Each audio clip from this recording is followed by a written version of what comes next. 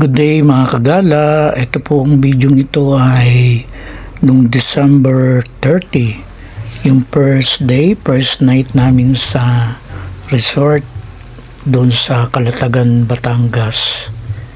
At ang mga anak ko ay naligo sa swimming pool, hindi gininaw.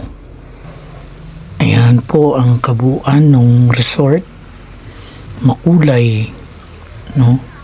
Maganda rin naman tingnan, lalo na sa gabi.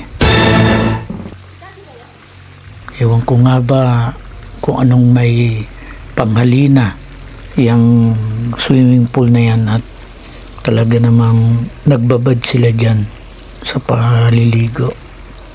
Ako talaga wala akong hilig maligo. What? Maligo sa swimming pool, ha. Wow! Yan po mga kagala. At masaya sila dyan, nag-enjoy talaga sa paliligo.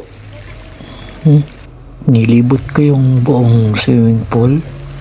Maliit din lang naman. Ayan, no, patay hindi pa yung ilaw. Ang gandang tingnan, ano. Hanggang dito na lang muna mga kagala, at pakipalo naman po. Maraming po salamat sa panonood. God bless us all.